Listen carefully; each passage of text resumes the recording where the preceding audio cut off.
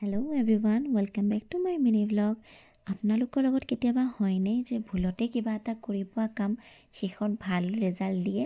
ঠিক সেইদৰে আজি আমি বেলেগ এখন মনেষ্ট্ৰীলৈ যাব ওলাইছিলোঁ আৰু এড্ৰেছ বিচাৰি আহোঁতে ভুলতে আমি এইখন মনেষ্ট্ৰীলৈ আহি পালোঁ, যিটো পাহাৰৰ একদম টপত আছিলে।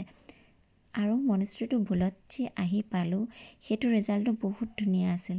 ইমানেই ধুনীয়া, চাওকচোন ভিতৰৰ ইণ্টেৰিয়াৰটো। পিছফালে ইমান ধুনীয়াকৈ মাণ্ডালা আৰ্ট কৰা আছে আৰু বুদ্ধদেৱৰ প্ৰতিমূৰ্তিটো একদম সোণৰ যেন লাগিছে, নহয়নে?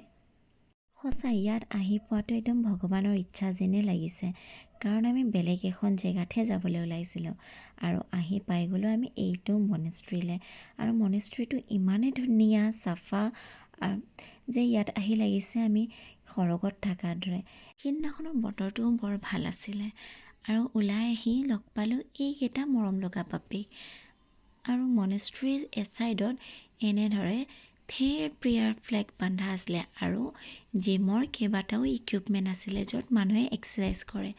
এয়া এইফালে লাগি গ'ল আমাৰ দুজনে এক্সাৰচাইজ কৰাত, আৰু ঘূৰি ঘূৰি ময়ো চাইছিলোঁ। আৰু চাওকচোন ইমান ধুনীয়া বতাহ বৈ আছে। আৰু এয়া আমাৰ চাওকচোন মাৰ দেউতাই একদম হিৰো আৰু হিৰইনৰ দৰে লগা নাইনে? আশা কৰিছোঁ আজি ব্লগটো চাই ভাল পালে। Till then, Tata.